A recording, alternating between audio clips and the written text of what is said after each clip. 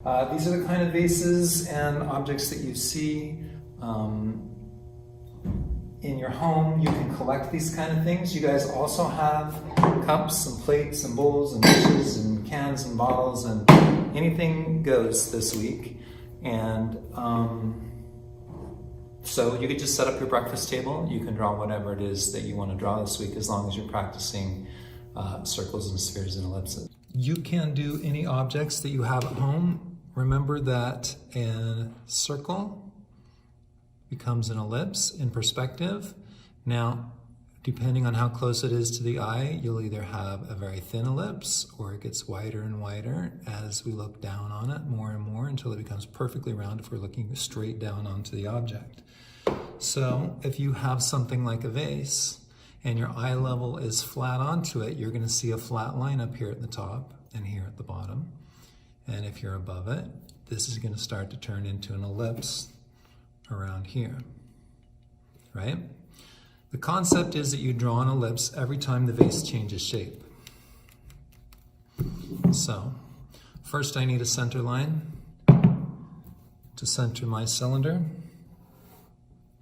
And then I see that there's a small ellipse on the top. There's a smaller ellipse actually where this neck meets the top of this, right? So I want to have a larger ellipse on the same horizontal guideline as that one to show this circle here and this circle in here. I'm going to bring this ellipse, these points are going to then come down to the bottom of the neck. Connect that there. This then is going to be connected with a straight line.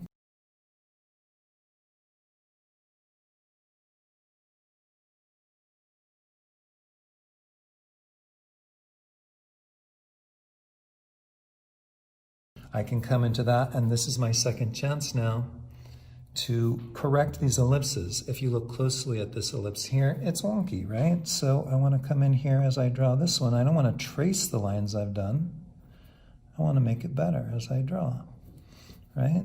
These kind of lines here where it connects are pretty important. These lines I'm going to leave a little bit light because it's glass, and I'm not exactly seeing that as clearly. These lines, I want to use whichever one of these works, and if none of them work, I'm going to draw a new one. I'm going to get something that looks kind of like what I've got there, and I'm going to leave some of the light lines in there so that I have a contrast. See how I have light lines and dark lines?